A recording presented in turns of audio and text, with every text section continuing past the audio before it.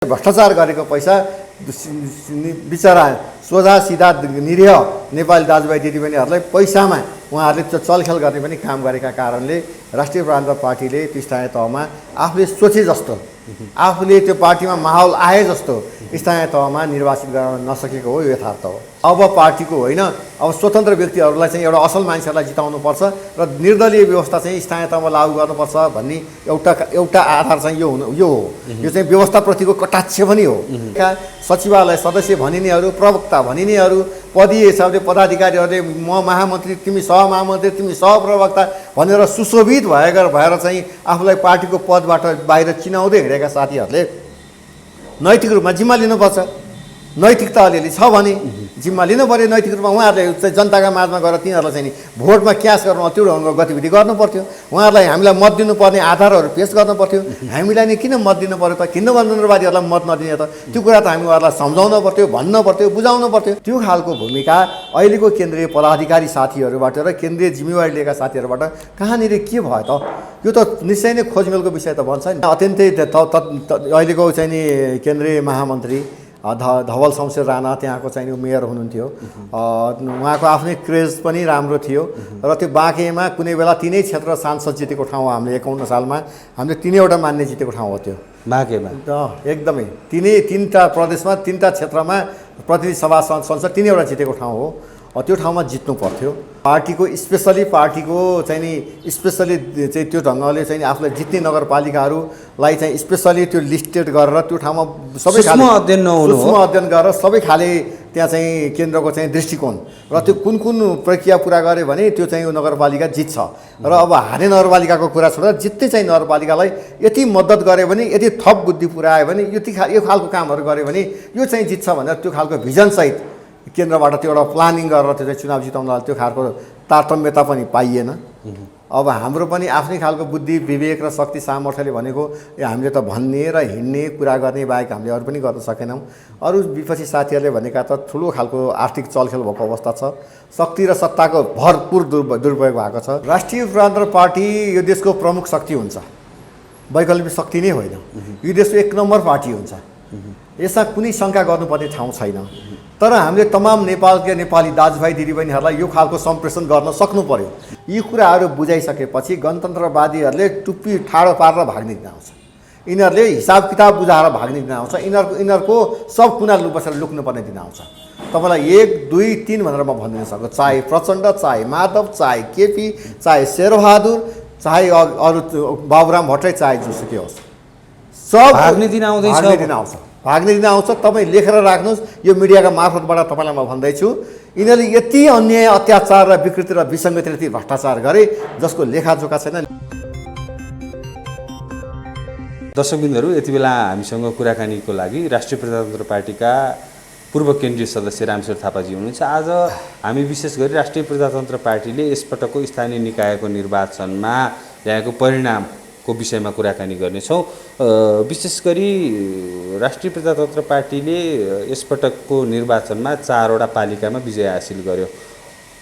4वटा उपमेयर लगायत 60भन्दा बढी वडा अध्यक्ष जितेको छ। वडा सदस्यहरू पनि 100को सङ्ख्यामा जितेको अवस्थामा चाहिँ राष्ट्रिय प्रजातन्त्र पार्टीले यो निर्वाचनको मत परिणामलाई लिएर चाहिँ नेता कार्यकर्ताहरूले यो निकै नै राम्रो मत आएको भनेर टिप्पणी गरिरहँदाखेरि के साँच्चीकै त्यस्तो हो?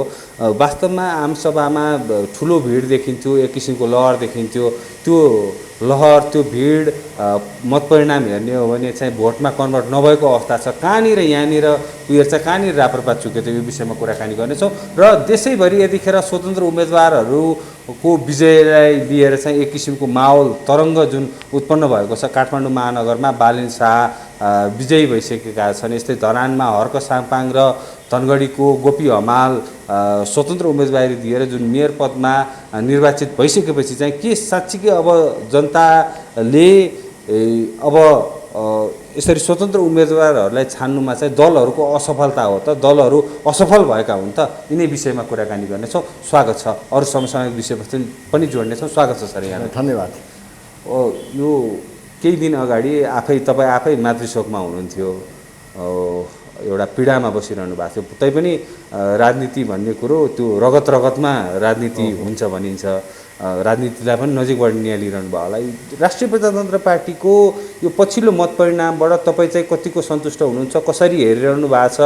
यो 79 सालको स्थानीय निकायको निर्वाचनमा जति परिणाम ल्यायो त्योभन्दा बढी ल्याउन सक्थ्यो, अथवा कहाँनिर चाहिँ राप्रपाले कमी कमजोरी गर्यो भन्ने लाग्छ? अब 74 सालको निर्वाचन जहाँ कमल थापा अध्यक्ष हुँदाखेरि त्यो बेला बखतको पार्टीको कुराकानी गर्ने हो भने त्यसकै हाराहारीमा अझ पालिकाको कुराकानी गर्ने हो भने त एक पालिका कम जितेको अवस्था छ। समग्र हेर्ने हो भने त्यही दाँजोमा चाहिँ राष्ट्रिय प्रजातन्त्र पार्टीको पछिल्लो मत परिणाम आउनु भनेको चाहिँ यो राष्ट्रिय प्रजातन्त्र पार्टीको जित भनेर उत्साह गर्ने ठाउँ छ कि तपाईँहरूलाई राष्ट्रिय प्रजातन्त्र पार्टी चाहिँ यहाँनिर चुक्यो भन्ने लागेको छ? ठ्याक्कै के छ बताइदिनुहोस् त। विशेष गरी तपाईँले यो इन्द्रणी खबरका माध्यमबाट आज निकै लामो समय पछाडि छलफल गर्ने वातावरण बन्नु भएको छ। तपाईँलाई म धन्यवाद दिन चाहन्छु। निश्चय नै म आमा स्वर्गवास हुनुभयो जस्तो अस्ति जेठ 1 गते।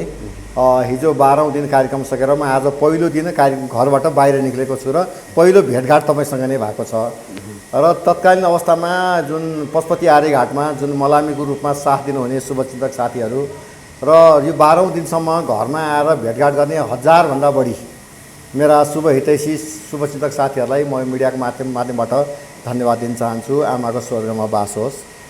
विशेष गरी तपाईँले भने चाहिँ म मातृशोकमा घरमै बस्दा पनि साँच्चै नै म यो देशलाई माया गर्ने, राजनीतिलाई नजिकबाट निकाल्ने र आफ्नो मूल धर्म, सनातन धर्म, संस्कृति, देशको बारेमा चिन्ता गर्ने व्यक्ति भएको नाताले कसको पार्टीको कति बाहुल्यता हुन्छ, कति भूमिका हुन्छ भन्ने विषयमा मनमा राख्नु स्वाभाविक हो। यद्यपि मैले त्यो राखेँ, तर पनि राष्ट्रिय प्रजातन्त्र पार्टीले जुन सफलता हासिल गर्नु पर्थ्यो, जुन खालको उचाइ लिनु पर्थ्यो त्यो नभएको हो।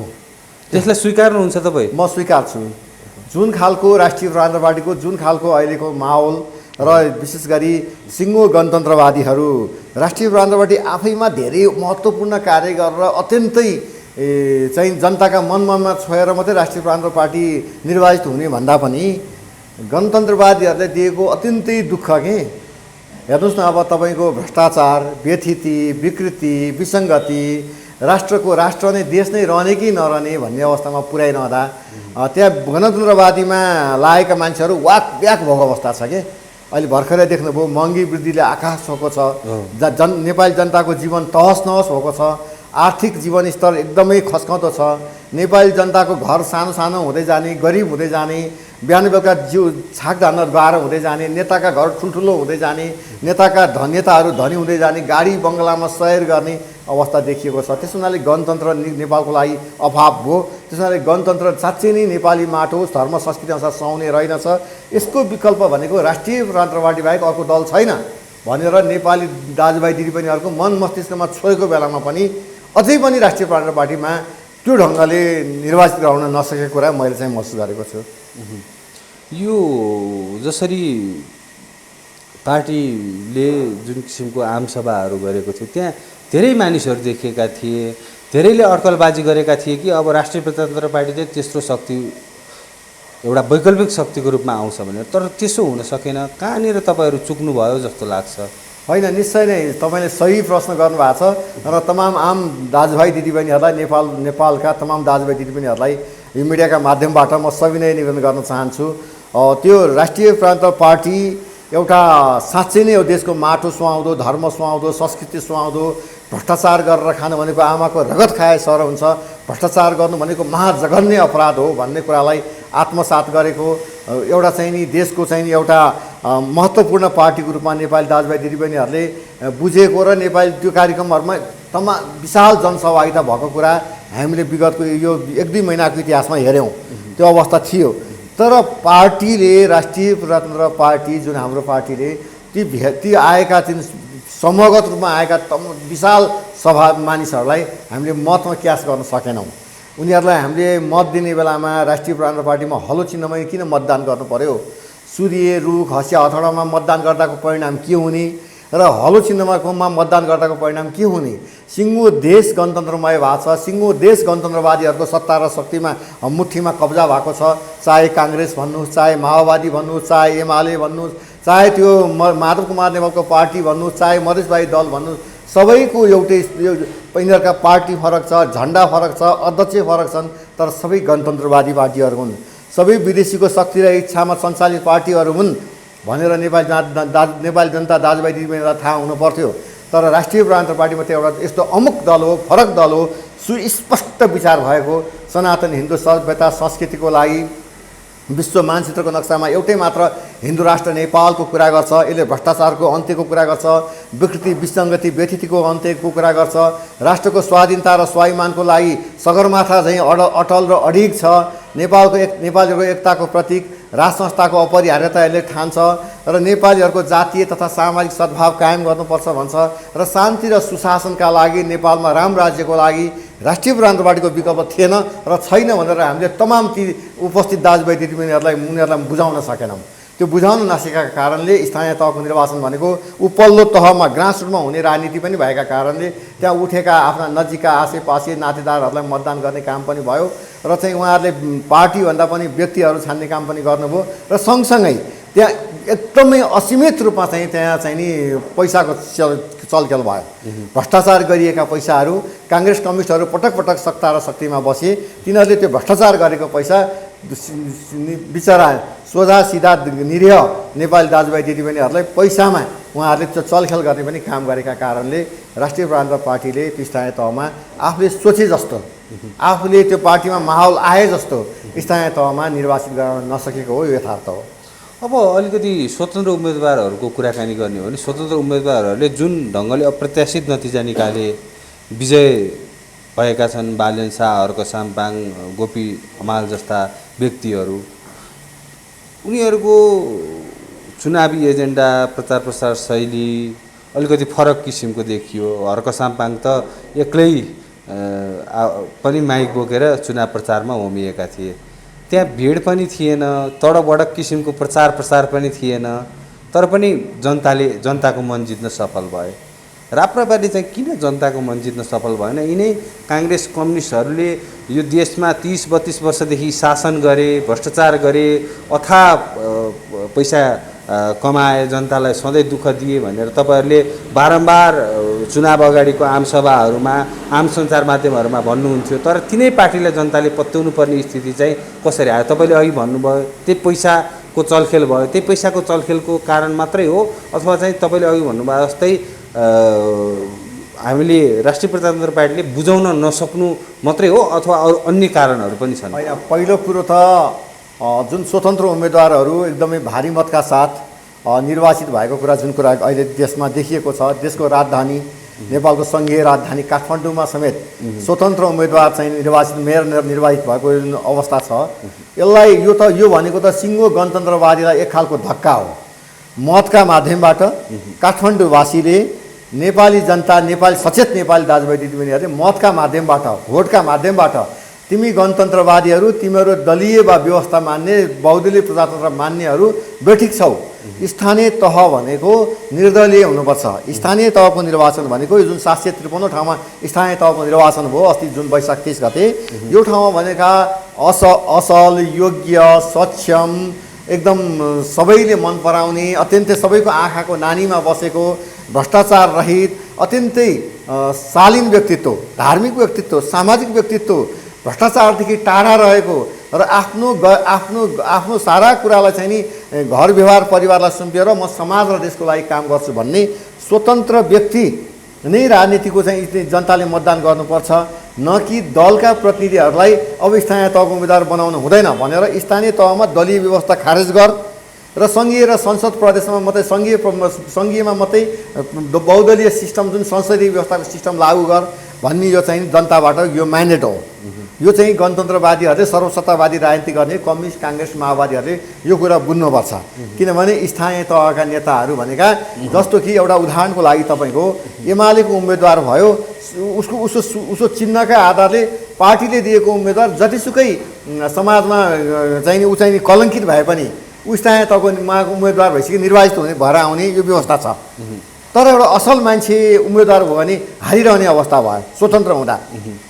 त्यसो हुनाले अब पार्टीको होइन, अब स्वतन्त्र व्यक्तिहरूलाई चाहिँ एउटा असल मान्छेहरूलाई जिताउनुपर्छ र निर्दलीय व्यवस्था चाहिँ स्थानीय तहमा लागू गर्नुपर्छ भन्ने एउटा आधार चाहिँ यो हो। यो चाहिँ व्यवस्थाप्रतिको कटाक्ष पनि हो।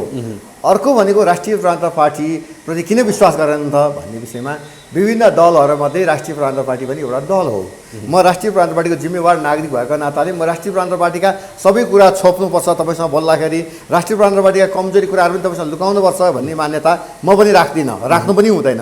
विगतमा राष्ट्रिय प्रजातन्त्र पार्टीले धेरैपल्ट टुटफुट भयो सत्ता र शक्तिका लागि। कहिले लोकेन्द्र बहादुर चन्द प्रधानमन्त्री, कहिले सूर्यबहादुर थापा प्रधानमन्त्री, कहिले कमल थापा उपप्रधानमन्त्री, कहिले परराष्ट्र स्थानीय विकास मन्त्री हुँदै धेरैपल्ट सत्ता र शक्तिको स्वाद हाम्रो पार्टीका नेताहरूले चाहेको अवस्था छ। तर उहाँले कहिले पनि के गर्नुभयो, पार्टीलाई बन्धक बनाउनु भयो, पार्टीलाई अनिर्णयको बन्दी बनाउनु भयो। पार्टीलाई माया गर्ने साथीहरूलाई पटक पटक विभाजित भएर पार्टीको साथीहरूलाई मनस्थिति बिगाएर अर्को पार्टीमा धकेल्ने काम भयो।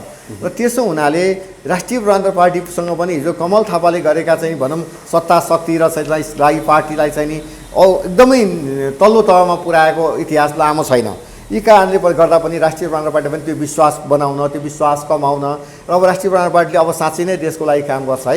यो चाहिँ गणतन्त्रवादी भन्दा फरक हो है। यो चाहिँ भ्रष्टाचार गरेर भनेको चाहिँ आमाको रगत खाए चाहिँ हुन्छ भनेर भनेको छ। यो साँच्चै नै राजीनामा लेख्नु भएको पार्टीको अध्यक्ष चाहिँले साँच्चीकै देशको लागि र देशको सार्वभौम सम्पन्न सत्ता सम्पन्न राष्ट्रलाई अक्षुण्ण राख्नको लागि, अखण्ड राख्नको लागि यसको चाहिँ भूमिका महत्त्वपूर्ण हुन्छ त भन्ने विषयमा हामीले अझै पनि बुझाउन सकेका छैनौँ नि त। मैले तपाईँलाई अघि नै भने नि त, त्यत्रो जनसागर चाहिने कार्यक्रमहरूमा भेला भयो त, भिड भयो त, तर मत त आएन। त्यसको तात्विक अर्थ भनेको त पार्टीको महत्त्वपूर्ण इकाइमा बसेका पदीय दायित्व निर्वाह गरेका सचिवालय सदस्य भनिनेहरू, प्रवक्ता भनिनेहरू, पदीय हिसाबले पदाधिकारीहरूले म महामन्त्री, तिमी सहमहामन्त्री, तिमी सहप्रवक्ता भनेर सुशोभित भएर चाहिँ आफूलाई पार्टीको पदबाट बाहिर चिनाउँदै हिँडेका साथीहरूले नैतिक रूपमा जिम्मा लिनुपर्छ। नैतिकता अलिअलि छ भने जिम्मा लिनु पऱ्यो। नैतिक रूपमा उहाँहरूले चाहिँ जनताका माझमा गएर तिनीहरूलाई चाहिँ भोटमा क्यास गर्न त्यो गतिविधि गर्नु पर्थ्यो। उहाँहरूलाई हामीलाई मत दिनुपर्ने आधारहरू पेस गर्नु पर्थ्यो। हामीलाई नै किन मत दिनु पऱ्यो त, किन गणतन्त्रवादीहरूलाई मत नदिने त, त्यो कुरा त हामी उहाँहरूलाई सम्झाउन पर्थ्यो, भन्न पर्थ्यो, बुझाउनु पर्थ्यो। त्यो त हामीले गर्न सकेनौँ नि त। यस्ता कमजोरी रह्यो। जसको कारणले हामी मतमा केही पछाडि परेका हौँ। त्यसको मतलब हामी हारेका चाहिँ होइनौँ है। हामी हारिसकेका छैनौँ। हामीसँग झन्डै 4 लाख मत हामीसँग स्थानीय तहको निर्वाचनमा देशभरि नेपाली पार्टीमा यहाँनिर अलिकति मैले जोड्न चाहेँ रामेश्वरजी। जस्तो पार्टीमा यसभन्दा अगाडि पनि जुन कमल थापा अध्यक्ष हुँदाखेरि त्यहाँ आरोप लगाइने गर्थ्यो कि यो किसिमको चाहिँ पार्टीभित्र चाहिँ पद मात्रै ओगटेर बस्ने तर जनाधार छैन भनेर जुन आरोप लगाइने गरिन्थ्यो पदाधिकारीहरूमाथि, अहिले पनि राष्ट्रिय प्रजातन्त्र पार्टीमा त्यही प्रवृत्ति हाबी नै छ। यो कस्तो भयो भन्नुहुन्छ भने पार्टी पटक पटक विभाजन भयो। अनि पार्टी विभाजन भएपछि धेरै साथीहरूले मैले मानमर्दन खोजेको होइन, मानमर्दनमा मैले प्रश्न चिन्ह उठाउन खोजेको होइन। विशेष प्रसङ्गले वडाको सदस्य उठाउन लायक नहुने मान्छेहरू पार्टीका केन्द्रीय तहमा पुगे साथीहरू। अनि 2-3वटा पार्टी भयो, केन्द्रीय तहमै धेरै साथीहरू बन्नुभयो। मर्च गरेको अवस्था छ। अब सबै साथीहरूलाई चित्त बुझाउनु पर्ने अवस्था छ, कहीँ न कहीँ राख्नुपर्ने अवस्था छ। त्यसो हुनाले साथीहरू त्यसो हुनाले पार्टीमा चाहिँ एकदमै पदीय हिसाबले सुशोभित हुनुहुन्छ। पदीय हिसाबले म यो पद त अहिले कति हो पद काम कुरो एकातिर कुम्लो बोकी ठिमीतिर पदले चाहिँ सुशोभित हुनुहुन्छ। वडामा सदस्य जिताउने हैसियत छैन, पार्टीमा चाहिँ यो पद र त्यो पद भनेर बस्नुभएको अवस्था चाहिँ निश्चय नै छ।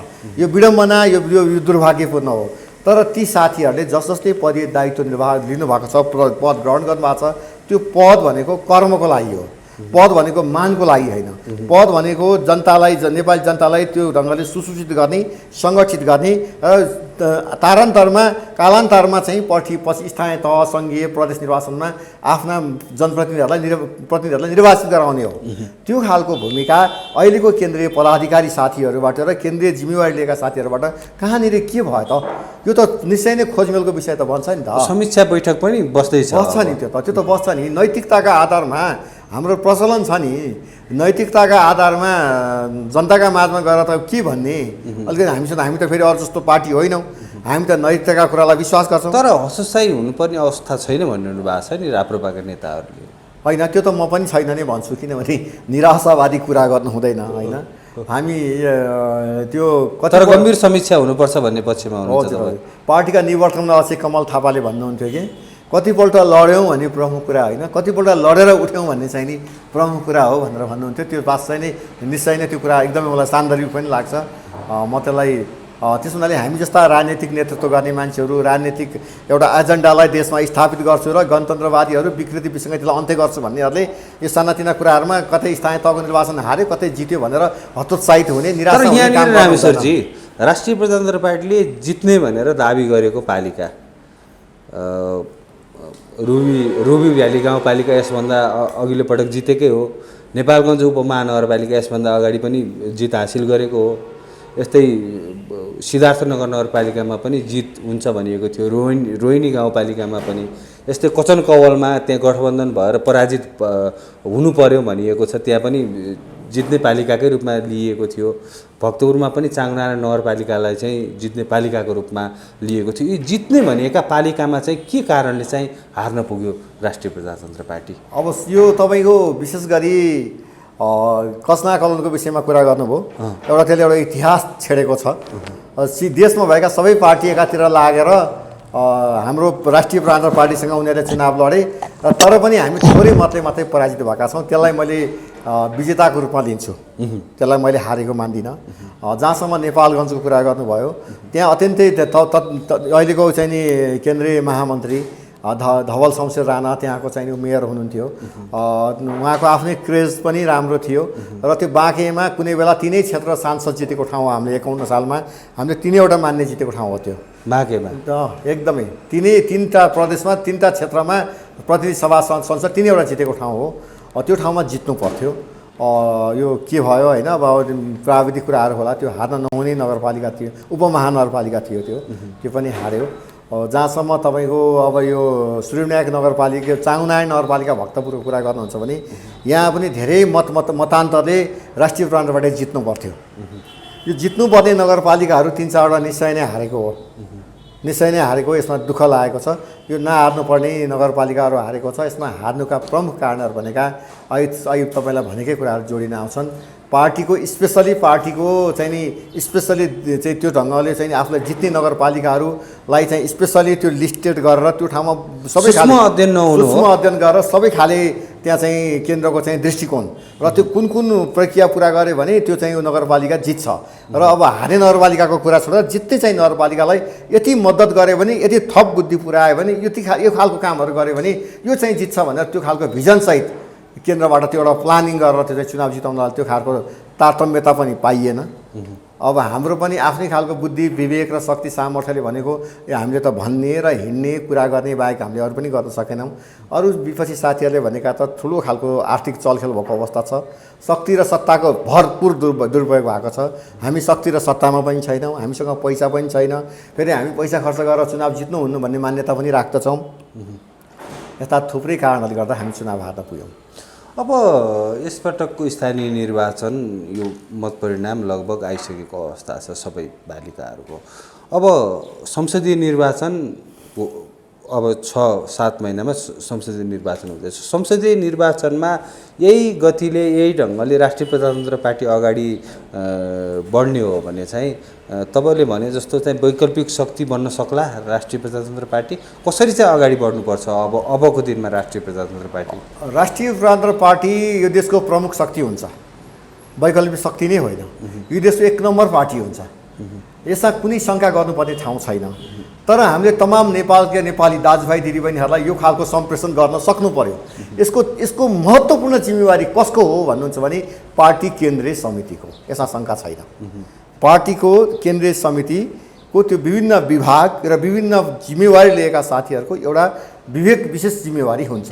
हामीले देशभरिका मेची महाकालीका नेपाली दाजुभाइ दिदीबहिनीहरूलाई राष्ट्रिय प्रजातन्त्र पार्टीको मूलभूत एजेन्डाहरूको बारेमा साँच्चीकै जनताका घर दैलोमा गएर हामीले भन्यौँ भने र हाम्रा कुराहरू उहाँहरूलाई सुनायौँ भने र देशले भोग्दै गरेको विषम कहाली लाग्दो परिस्थिति, देश नै रहने कि नरहने भन्ने अवस्था र नेपालमा जातीय दङ्गा फसाद हुन सक्ने, देशमा साम्प्रदायिक लडाइँ झगडा हुन सक्ने अवस्था, नेपालमा एमसी जस्ता राष्ट्रघाती सन्धि समझौताले पार्ने दुर्गामी असरका बारेमा यस्ता धेरै भ्रष्टाचार, असीमित संस्थागत भ्रष्टाचारका बारेमा र चाहिँ देशको धर्मनाश गर्ने देशको चाहिँ राष्ट्रिय एकता र राष्ट्रिय अखण्डतालाई ध्वस्त पारिरहेको अवस्था र देशको चाहिँ बालुवाटार काण्ड भन्नुहोस्, वाइबडी काण्ड भन्नुहोस्, एनसिएल काण्ड भन्नुहोस्, सुन काण्ड भन्नुहोस्, चाहे त्यो चाहिँ निर्मला पन्तका हत्या र हत्याकाण्डको कुरा भन्नुहोस्, चाहे त्यो जयसिंह धामीको तुइन काटेर हत्या गरेका कुरा भन्नुहोस्, यस्ता सयौँ अपराध गरेका कुराहरू हामीले नेपाली दाजुभाइ दिदीबहिनीहरूलाई यो अपराध र विकृति र विसङ्गतिलाई अन्त्य गर्नको लागि,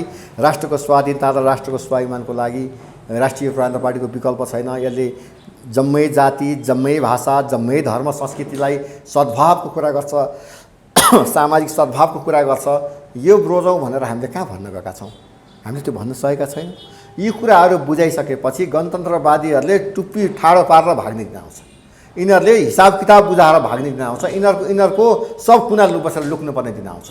तपाईँलाई 1, 2, 3 भनेर म भनिदिन सक्छु। चाहे प्रचण्ड, चाहे माधव, चाहे केपी, चाहे शेरबहादुर, चाहे अरू बाबुराम भट्टराई, चाहे जोसुकै होस्, सब भाग्ने दिन आउँछ। तपाईँ लेखेर राख्नुहोस्। यो मिडियाका मार्फतबाट तपाईँलाई म भन्दैछु, यिनीहरूले यति अन्याय, अत्याचार र विकृति र विसङ्गति, यति भ्रष्टाचार गरे जसको लेखाजोखा छैन। नेपालको इतिहासमा यति दरिद्र, यति लापरवाही, यति चाहिँ नि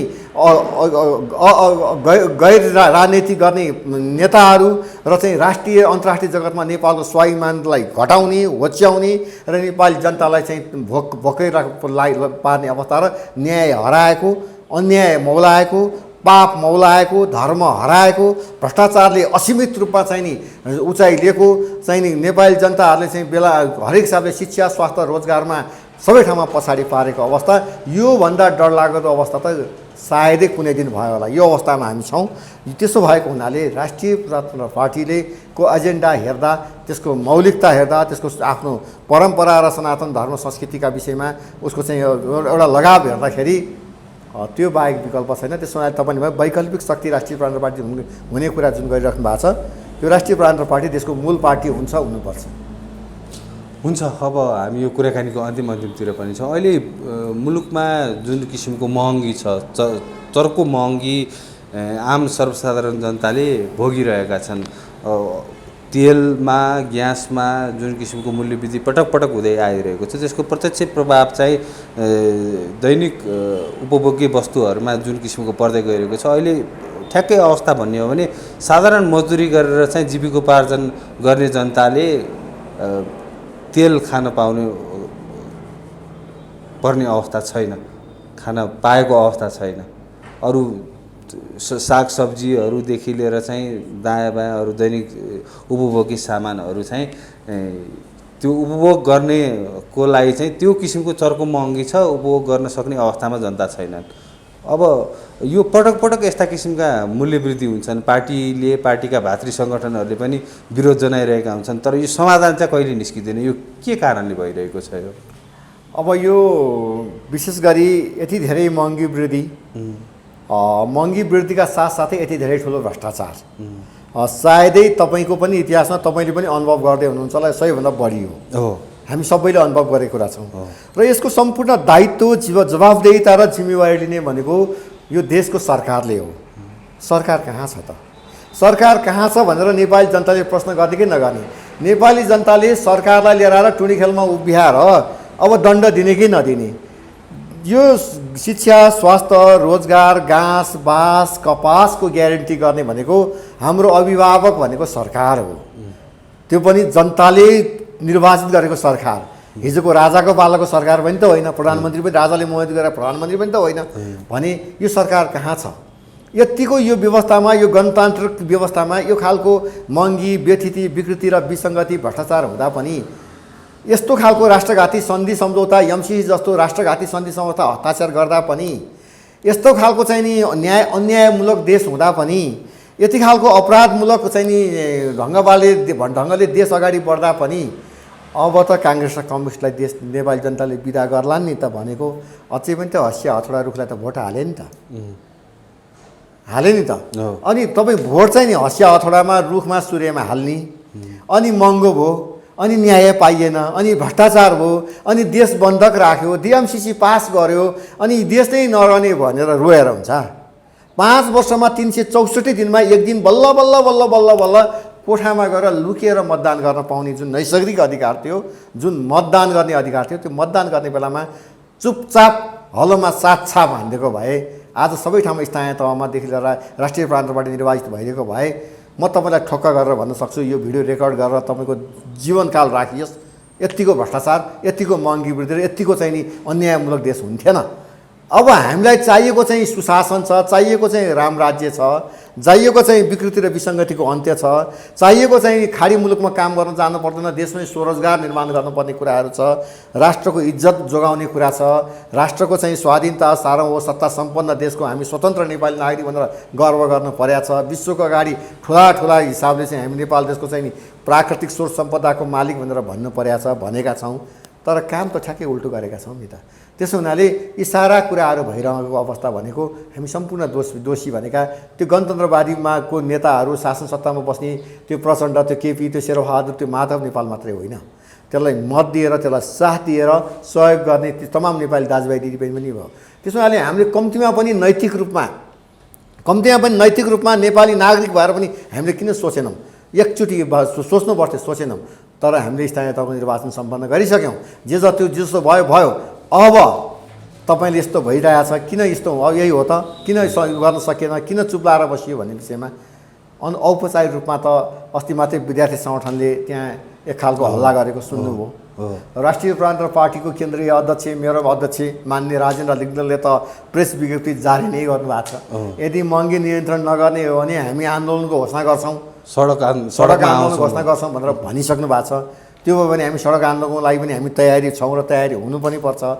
होइन भने यो राष्ट्रिय प्रान्त पार्टीको तर्फबाट एउटा कार्यकर्ताको नाताले म तपाईँको मिडिया मार्फत म निवेदन गर्न चाहन्छु, यो भ्रष्टाचार, यो विकृति, यो विसङ्गति, यो महँगीको मारबाट बस्ने हो भने साँच्ची नै आफूलाई चाहिँ साँच्चै तमाम जो स्वतन्त्र सार्वभौम नेपालीको म चाहिँ असल मान्छे र देशको बारेमा माया गर्ने, देशको बारेमा चिन्ता गर्ने र परिवारको भविष्यको बारेमा र अग्रजको इतिहासको सम्मान गर्दै परिवारको भविष्यको बारेमा पनि म चाहिँ केही मेरो समय बचेको समय बाँकी जिन्दगी यो ठाउँमा लगाउँछु र म बचाउँछु भन्ने एउटा थोरै मात्रै पनि यहाँभित्र मनमा आउँछ, मुटुमा आउँछ र यो रगतमा आउँछ भने राष्ट्रिय प्रान्त पार्टीको विकल्पै छैन।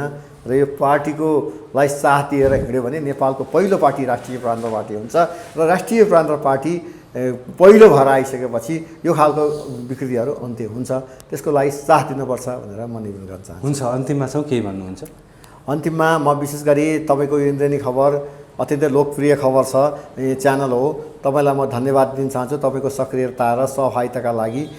विशेष गरी हामीले तपाईँको माझमा आएर जे जति कुराहरू गर्छौँ, जे जति कुराहरू भन्छौँ, यसले मात्रै नेपाली जनताका माझमा सूचना जान्छ, सम्प्रेषण हुन्छ। केही नेपाली दाजुभाइ दिदीबहिनीहरूलाई धेरैभन्दा धेरै सूचना सम्प्रेषण गर्ला, केही साथीहरूलाई मन नपर्न पनि सक्छ, मन नपराउन पनि पाइन्छ। तर यसको महत्त्वपूर्ण भूमिका भनेको तपाईँ सञ्चारकर्मी साथीहरूसँग हुन्छ। यो देशमा भइरहेको जुन खालको यो अपराधपूर्ण राजनीतिहरूलाई को दोषी तपाईँहरूले पनि केही अंश तपाईँहरूले पनि लिनुपर्छ। तपाईँहरूको पनि नैतिकता गरेर तपाईँहरू पनि जिम्मेवारी हुन्छ। तपाईँहरू पत्रकार साथीहरूले अब खुलेर देश रह्यो भने खुल्ला रूपले पत्रकारिता गरौँला, देश रह्यो भने अझै लोकबाट दाजुभाइ दिदीबहिनीहरूसँग अझै पनि सक्रिय सहभागिता साथ कुरा गरौँला। त्यसमाले देश नै रहने कि नरहने भन्ने अवस्थामा पुगेको छ। यस्तो हुनाले तपाईँहरूलाई त्यसमा चाहिँ विशेष ध्यान दिन अनुरोध गर्न चाहन्छु। भलै स्थानीय तहको निर्वाचन सम्पन्न भएको छ, जे जति ठाउँमा स्थानीय तहमा निर्वाचित भएर आएका मेयर, उपमेयर, गाविस अध्यक्ष, उपाध्यक्ष, वडा अध्यक्ष, स्थानीय तहका सदस्य साथीहरू, तपाईँहरूलाई सबैलाई मेरो सविनय निवेदन के हो भने तपाईँहरूले आफ्नो घरको खाने, आफ्नो घरको लाउने र शुद्ध रूपमा समाज सेवाका हिसाबले जनप्रतिनिधि भएर काम गर्नुहोस् र गर्नको लागि म आग्रह गर्न चाहन्छु। तर तपाईँले यहाँभित्र कमाउने हिसाबले, उद्योग र व्यापार गर्ने हिसाबले, ठेकदारी पाराले त्यो कामहरू गर्न थाल्यो भने तपाईँहरू क्षम्य हुनुहुन्न, जनताको आँखामा पर्नुहुनेछ। कुनै दिन जनताले तपाईँहरूलाई नसिहत दिनेछन्। त्यसमा सचेत भएर काम गर्नलाई आग्रह गर्दै तपाईँहरूलाई शुभकामना पनि दिन चाहन्छु। धेरै धेरै धन्यवाद। तपाईँलाई पनि धेरै धेरै धन्यवाद।